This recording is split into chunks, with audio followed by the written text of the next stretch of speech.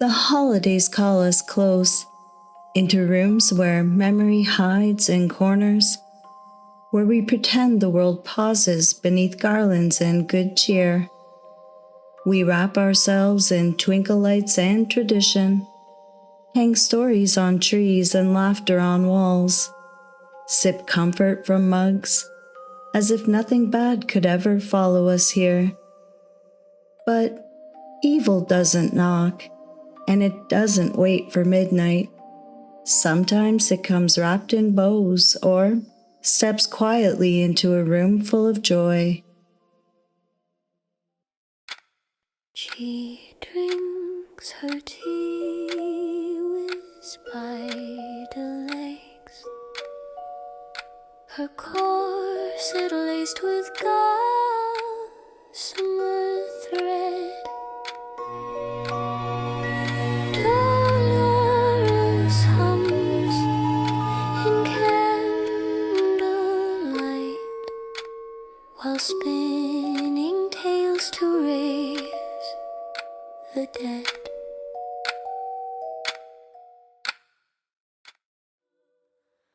Have yourself a merry little Christmas. It may be your last. Next year we may all be living in the past. It's December 1990. The Tita family was preparing for Christmas at their cabin outside Oakley, Utah, a place Kay lovingly called Tita's Tranquility. There was snow on the ground, food lovingly prepared, shopping lists still tucked in coat pockets, the tree already trimmed, and the stockings hung with care along the mantel. It was the kind of holiday they'd shared for years, full of tradition and meaning. All the generations gathered again, just as they'd always had. But even in the comfort of routine, something felt off. A small moment, a strange man, something Kay couldn't shake. Looking back, the signs were there, but no one could have imagined what was coming. In the days before Christmas, something happened that left Kay deeply unsettled. She was riding up to the cabin on a snowmobile, along with her sister Claudia and teenage son Sean, likely bringing up supplies for the holiday.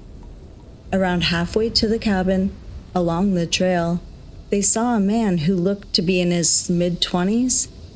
He was alone, just standing there. Kay, Claudia, and Sean slowed their snowmobiles as they passed him along the trail. They called out, but he said nothing. He didn't wave, he didn't smile. He just stared. Then turned and walked silently into the trees. He looked out of place, not just because he said nothing, but because he was very underdressed for the cold. He was in just tennis shoes, jeans, and a light jacket, despite below freezing temperatures and rough terrain. Kate couldn't explain it, only that he shouldn't have been there. That night, she told Rolf to bring the shotguns up next time. Not because anything had happened, but because something felt wrong. Around the same time, Rolf helped a young man stuck in the snow.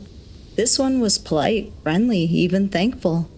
And Rolf, trying to make sense of it, wondered if that could have been the same man. But it wasn't. The silent figure in sneakers was someone else entirely. And what no one realized was that there were two of them, already in the woods, already watching. The world in solemn stillness lay as frost began to bite, and mortals slept while shadows crept just out of candlelight. Whatever unease Kay felt was quickly brushed aside in the hustle and bustle of holiday preparations. Claudia and Sean, not as fond of the cold as the rest, headed back to town. They planned to return in a few days for the holiday. It was normal for the family to arrive in shifts whenever they could.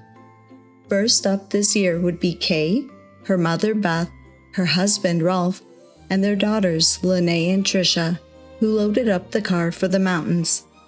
They made a final stop in Salt Lake City for a night of Christmas shopping, one more tradition before heading into the snow. The weather was colder than usual, and the only way to reach the cabin was by snowmobile. But to them, that was just part of the charm. Part of the adventure was just getting there. What they didn't know was that this time, while they excitedly searched for perfect gifts under twinkling store lights, two strangers had already slipped inside their world. They ate their food, wore their clothing, slept in their beds, opened the presents that were under their tree, as if the house hadn't remembered who it was waiting for, as if the men belonged there. I don't know. Okay. I don't think I got all of this. How come you got a light flashing on the hood for that? I don't know. Find out. How am I supposed to find out? And Lullay. Come on, pass them. What is it? Baseball card.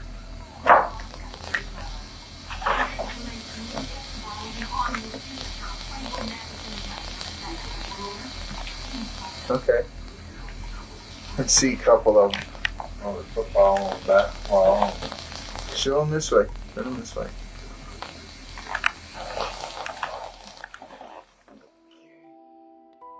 Fear not, said he, for mighty dread had seized their troubled mind.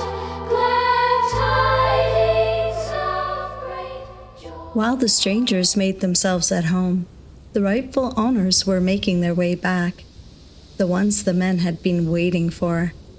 Kay, her mother Beth, and daughter Lullay, riding snowmobiles through the deep cold, their arms and packs full of gifts and groceries, expecting only peace and comfort at the end of the trail.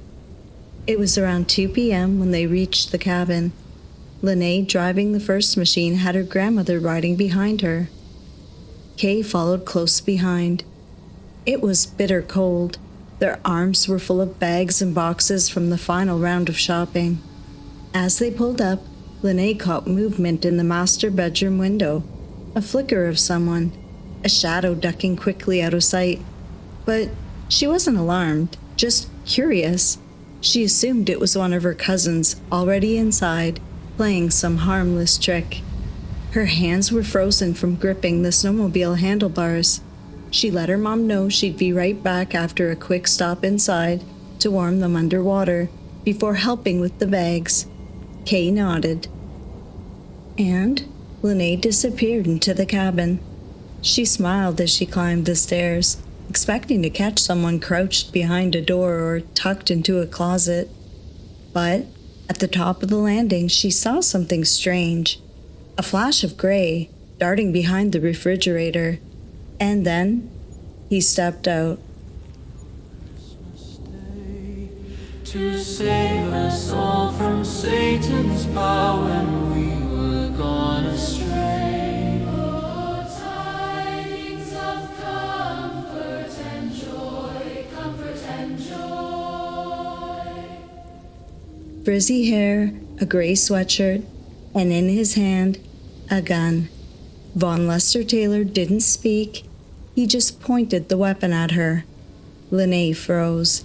She still thought maybe it was a robbery, that if they cooperated, he'd leave. Downstairs, Kay was helping Beth up the steps, guiding her carefully, one hand under her mother's arm, the other gripping the door. At the top of the stairs, a second man appeared, Edward Deli, with thick Coke bottle glasses and a wild-eyed stare. Kay stepped forward, raising her hands, her voice steady but frightened. "What is it you want?" she asked. "Why are you here? We'll give you anything." There was no answer. Only the crack of a gun. Lullay watched in shock, as her mother grabbed at her chest and said, "I've been shot," before collapsing. Her grandmother turned towards her daughter, reaching, grasping, trying to understand what had just happened. And then the second shot rang out. It struck her grandmother's head with such force that Lullay couldn't comprehend what she was seeing. She saw blood spray everywhere and heard her gasp for some breath. For a split second, her Grams was there, and then she wasn't. A third shot followed, and then one of the men muttered, "This bitch won't die," followed by another shot and another. Somewhere in the chaos, Lullay began to pray aloud. Vaughn Taylor turned to her and said, "Your prayers won't help. I'm a devil worshiper. I'm stronger than your God." And then came the silence, the kind that doesn't feel empty, but stolen. The men dragged Lullay to a back room, told her to sit down and shut up. They bound her hands and feet with tape, shoved a sock in her mouth. One of them had a knife to her throat and said, "I'm as good with a knife as I am with a gun." He claimed he'd killed a man in New York during a drug deal and told her nothing would happen to her, but Lullay didn't believe a word of it. One of them placed the family dog beside her, maybe to comfort her, maybe to quiet her, maybe just to keep her still. Then the men went back out. They stripped the bodies of their valuables, dragged them out onto the deck, and covered them with snow. Lunay's thoughts turned to her father and little sister. She was certain her mother and grandmother were gone, but her father and sister had no idea what they were about to walk into. Still, wrong feels right.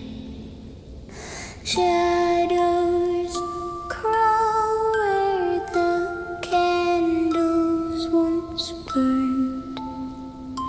Nothing returned. No one returned.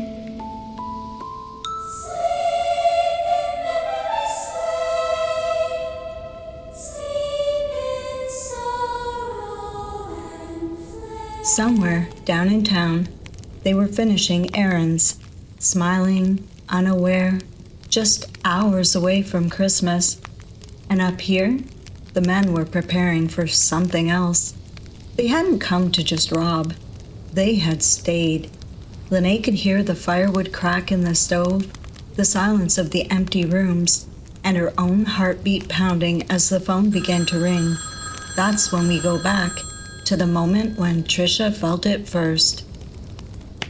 While Lullay was bound and terrified inside the cabin, her father and little sister were still going about their day, visiting the snowmobile repair shop down in town.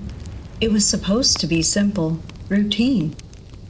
But while Rolf stood at the checkout counter, Trisha suddenly froze. She clutched her chest. "Dad," she said, "something's wrong." It wasn't a passing thought. It felt like someone had punched her in the heart. Rolf didn't question it. He stepped outside and tried to call the cabin. Inside, the phone rang. Lullay heard it, and so did Taylor. The sound of the phone made him snap. He yanked it off the wall, ripping the cord clean out. When Rolf tried calling again, the line went dead, and that was enough. Rolf and Trisha dropped everything and made for the mountain. Back in the cabin, Lullay heard the phone ring once and knew.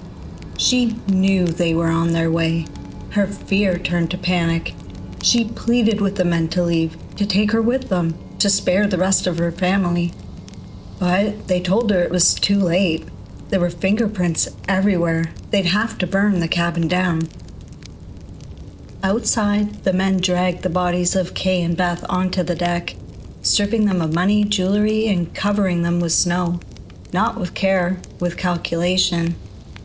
Then they went to the garage, and that's when Lullay heard it. The sound she'd been dreading. Snowmobiles. The rumble of her father and sister pulling up the drive, just as the men had feared and just as Lullay had known. Vaughn Taylor grabbed her, pressing the muzzle of his gun to her back. He threw open the door. Trisha's heart sank. There was her sister, a man's arm around her neck, and a gun to her spine. Fall on your knees, oh, hear the angel voices. A night divine, oh, night when fear is born. Another man in a ski mask burst out of the shadows, weapon raised. Rolf stayed calm. He stepped forward slowly, like Kay had, trying to reason, trying to keep them talking. He unzipped his snow vest, pulled out his wallet, and tossed it to the ground, a peace offering. But Vaughn wasn't interested. "Now shoot him," he ordered. Deli hesitated. He raised the gun, pulled the hammer back, but his hands were shaking. Rolf stepped protectively in front of Trisha, shielding her. Deli didn't fire, so Vaughn did. The one shot struck Rolf in the head. He went down face first into the snow, still faintly moving. Vaughn walked up beside him and fired again, point blank. The girls didn't need to check. They knew their father was gone, and now they were alone.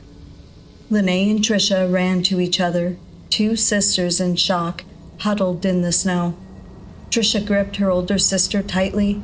"Mom?" she asked. Lullay just shook her head. "Grams?" Another shake. "Are they both dead?" Lullay nodded yes. Trisha didn't cry. Not yet. She just whispered, "It's gonna be okay." Even if it wasn't true, and something in her shifted, the panic turned to purpose. She wasn't going to let them die too. From that moment on, the girls did what they had to do. They complied. They followed orders.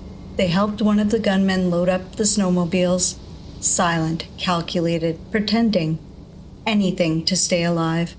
Inside, the other man grabbed a gas can. He poured gasoline across the floorboards, up the walls, over the furniture, and out to the deck, where their grandmother and mother lay. The fumes caught thick in the frozen air. Then came the match, the whoosh of the ignition. Flames curling upward fast. Vaughn turned to the girls. "We have to get out of here before this place blows." And that was it.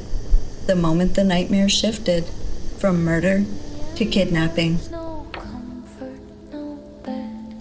A child in the shadows lay down with the dead.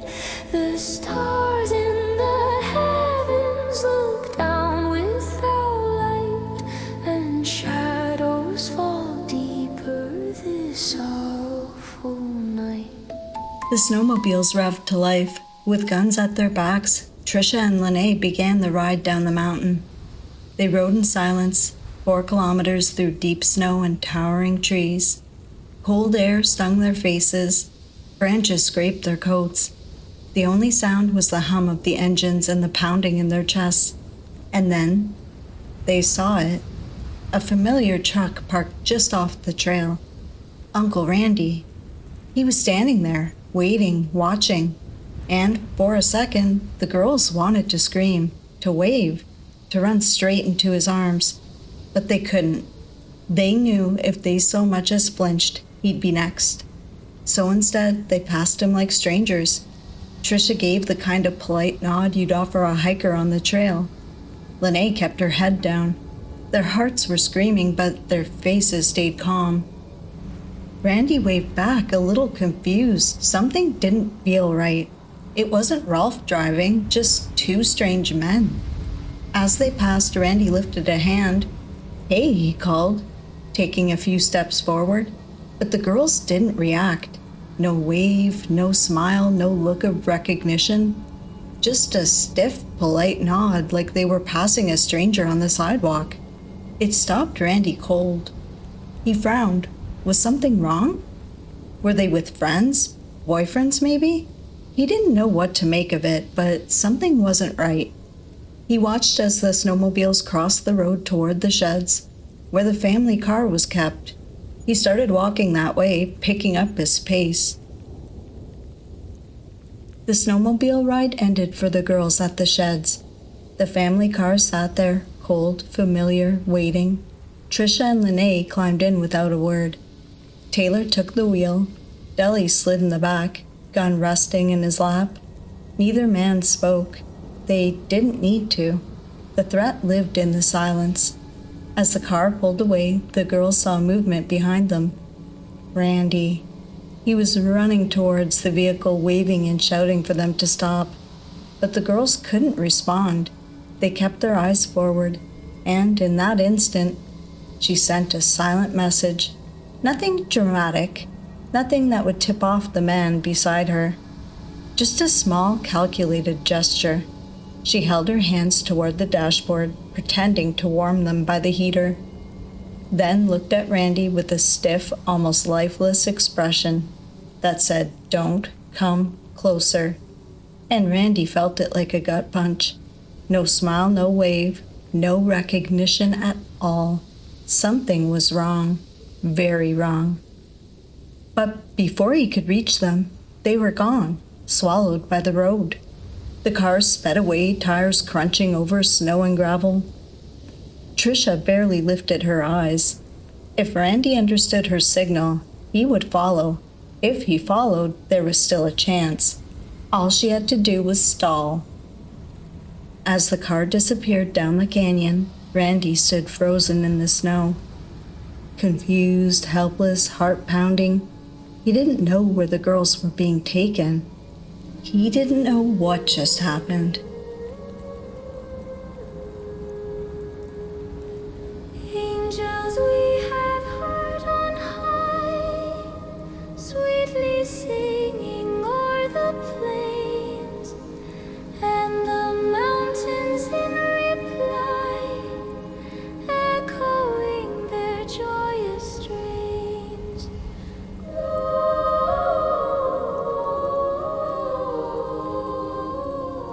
Gloria in excelsis Deo. And miles above, where the smoke from the burning cabin still coiled through the sky, someone else was realizing the exact same thing.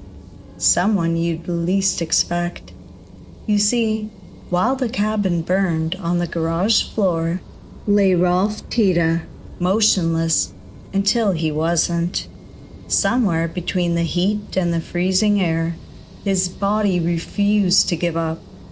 He woke up in the smoke-filled garage, burning, bleeding, disoriented, but alive. He didn't know how long he'd been out. He only knew one thing. His daughters were being taken. Flames were spreading fast. He forced himself up, staggering, using the wall to stay standing. He stumbled into the cabin, what was left of it, and went straight to the shower, turning the water on full. Steam and smoke mixed around him as he tried to put out the fire on his clothes and skin. When he stepped back out, he saw his wife and mother-in-law. He didn't get to stop, or kneel, or grieve. There was only one thought in his mind: find those girls. Barely able to see through blood and swelling, wearing nothing but a soaked t-shirt and jeans, in the freezing December air, Rolf forced himself down the stairs to the burning garage. He climbed onto a snowmobile, hands shaking, vision blurring, and hit the throttle. He rode out of the canyon, leaving a trail behind him. The police captain would later call it a horrendous kind of trail, a mixture of blood and determination carved into the snow.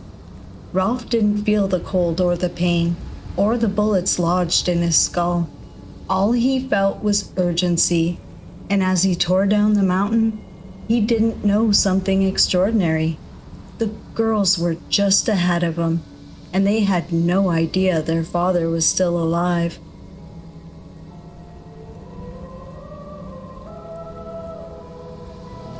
Herald the king in his raging, charged he hath this day his men of might. Now, Randy was still standing near the sheds, right where we left him, still confused and trying to piece it all together. Surely the rest of the family would be along soon, he figured. He'd wait. Maybe they could help him make sense of everything. He turned back toward the tree, scanning the trail, waiting for someone familiar. But he wasn't expecting what came next. At first, it was just a faint sound in the distance. A snowmobile engine, buzzing low and fast. Then it broke through the trees, and Randy's blood ran cold. The rider was slumped over the handlebars. No gloves, no coat. His shirt frozen to his body. His face was swollen to an unnatural size, and caked on his face were horrific icicles made of his own blood. The machine sputtered to a stop. The man barely stayed upright. Randy ran toward him and caught his brother as he fell. Rolf tried to speak, voice hoarse. "They shot my wife," he rasped. "They took my girls." That was all Randy needed to hear. He got his brother into the truck, slammed the door, and floored it down the mountain. No time to think, no time to plan. Just a growing trail of blood and a desperate hope that they weren't too late. Back in the family car, Trisha and Lullay sat silent, eyes locked forward, pretending not to exist. But Trisha was thinking, calculating. If Uncle Randy had seen her signal, he'd figure it out. He could be behind them right now. She just had to buy him a little time. She leaned forward, voice calm, careful. "Can we stop somewhere? I really need to use the restroom." The driver glanced at her in the mirror, suspicious. They drove on, the silence stretching. Minutes passed and a gas station appeared ahead. Taylor told Trisha, "If there's any funny business, your sister is dead." Taylor slowed down, turned into the lot, then stopped short. His eyes scanned the building. It was too open, too exposed. He shook his head. "No, not this one." He yanked the wheel and pulled back onto the road. Trisha didn't argue. That wasn't the point. The point was delay. Every mile they didn't cover was a mile closer to rescue. In the rear view, Deli looked back again. His eyes narrowed, but Trisha stayed still, neutral. Just a girl who had to use the restroom. No threat, no plan. Then, headlights. A police cruiser passed in the opposite direction. It moved slowly, like it was looking for something. Taylor's hands tensed on the wheel. Deli muttered under his breath, "He's just driving, act normal." Mark my footsteps, good my page, tread thou in them boldly. Thou shalt find the winter's rage, freeze thy blood less coldly. In his master's steps he trod, where the snow lay dinted. Heat was in the very sod which the saint had printed. Therefore Christian men be What the gunmen didn't know was that they were already being hunted. Just a few miles back, Randy was doing 70 down a mountain road. One hand on the wheel, the other pounding at a brick-sized cell phone, praying for a signal. His brother Rolf sat beside him, barely conscious, blood soaking through his shirt. Randy kept glancing at the road ahead and at the car just out of reach in front of him.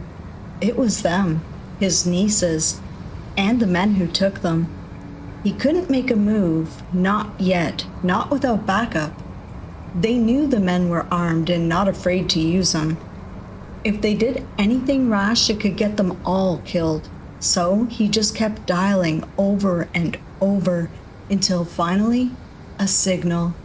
The call went through, and help was already closer than any of them knew. At Summit County Dispatch, the call came in, static-filled, barely intelligible, but urgent. An injured man, a kidnapping in progress, somewhere in the canyon. The dispatcher leaned in, trying to make out the words. Even through the poor reception, the message was clear enough. It was happening now. Officers were immediately mobilized. Captain Joe Offred led the charge. Boots on, keys in the ignition, radios on full volume. One patrol unit was already nearby. The suspect vehicle had just passed them. Dark sedan, 2 men, 2 girls. Something about it felt wrong. Now that officer doubled back. No sirens at first, just slow, careful pursuit. Inside the sedan, Taylor kept checking the mirrors. He knew something was up.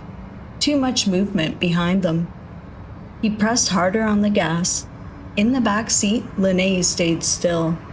Up front, Trisha kept her hands folded in her lap, eyes forward, heart racing. Then, red and blue lights flashed behind them. The sirens came to life. The chase had begun. Taylor slammed the gas. The tires kicked up slush and gravel. The sedan jolted forward, winding down icy mountain roads with a trail of red and blue lights chasing close behind. Inside the car, tension thickened. Deli twisted around in his seat, eyes flicking between the girls and the patrol car gaining fast.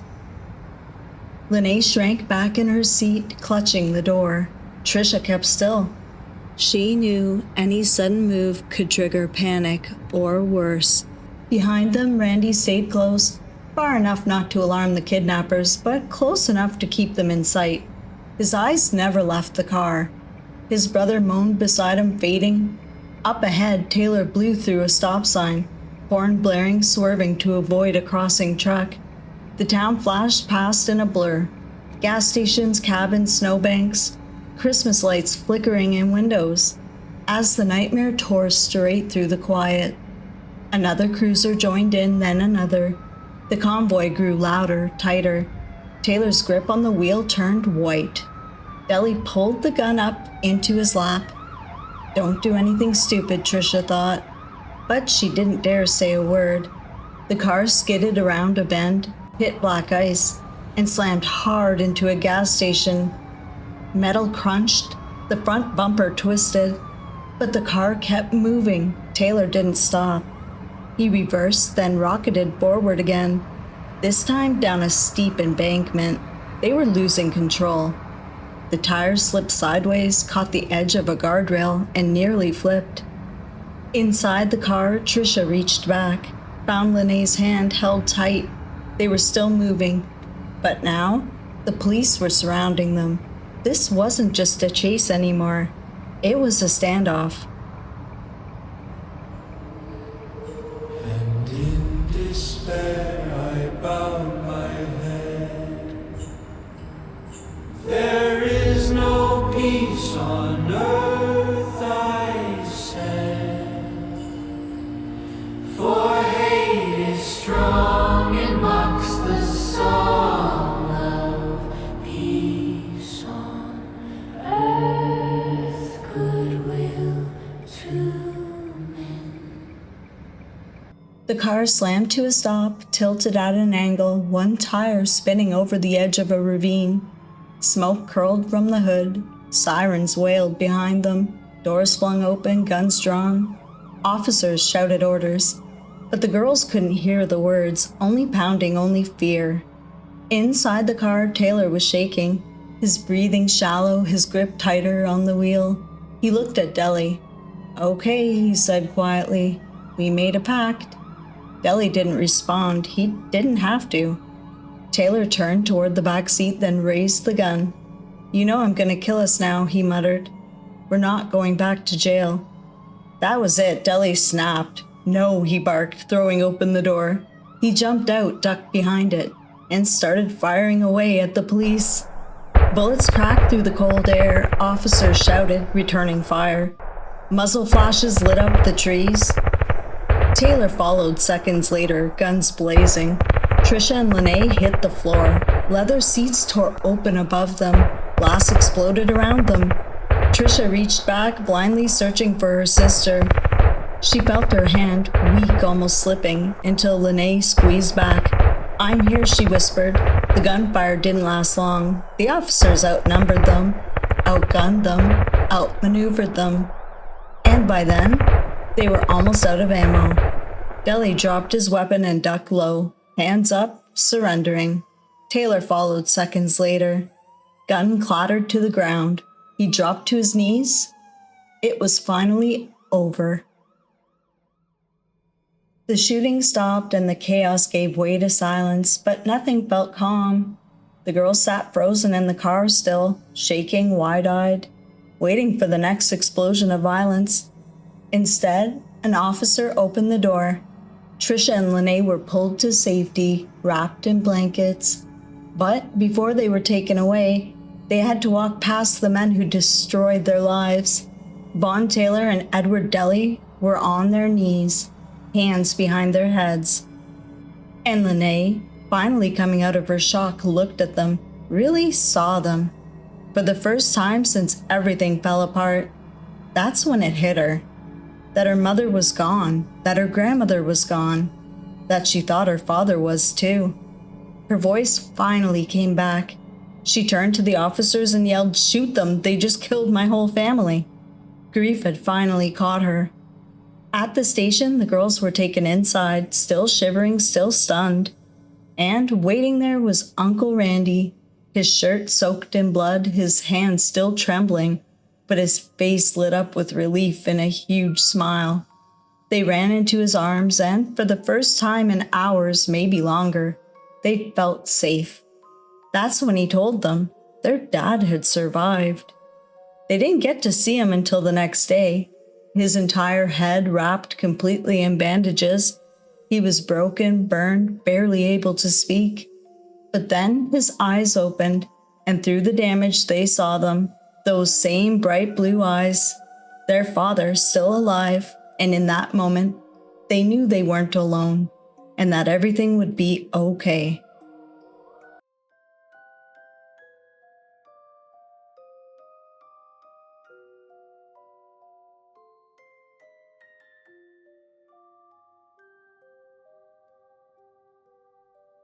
It was over, but the scars would last forever. In the weeks that followed, investigators began piecing together the truth about the two men who brought horror to a quiet mountain cabin. Vaughn Lester Taylor and Edward Stephen Deli met at the Orange Street halfway house in Salt Lake City. Taylor was out on parole for aggravated burglary. Deli had a record for arson. The two hadn't just stumbled upon the Tita family by chance. Taylor's own family owned a cabin in the same mountain area, just miles from Beaver Springs. He knew the terrain. He knew how remote it was. And investigators believed he knew exactly what he was doing. Inside the burned-out remains of the Tita cabin, police found something chilling. A home video left in the VCR. You saw part of that video earlier. At one point on that tape, Taylor opened a picture frame meant as a gift and saw a photo of Lullay. He stared at it for a long moment, then said her name out loud, Lullay Tita. Summit County Sheriff Joe Offred didn't buy the idea of a robbery gone wrong. To him, it looked like something else. Something much darker. He believed the family photos were the reason they waited for the family to return. Unlike all the other 9 cabins they burgled. Whatever their plan was, it ended in murder, fire, and a desperate chase down the mountain. Vaughn Lester Taylor pleaded guilty to murder. He was sentenced to death. Edward Stephen Deli was convicted of second-degree murder. He received life in prison. Neither man has walked free ever since.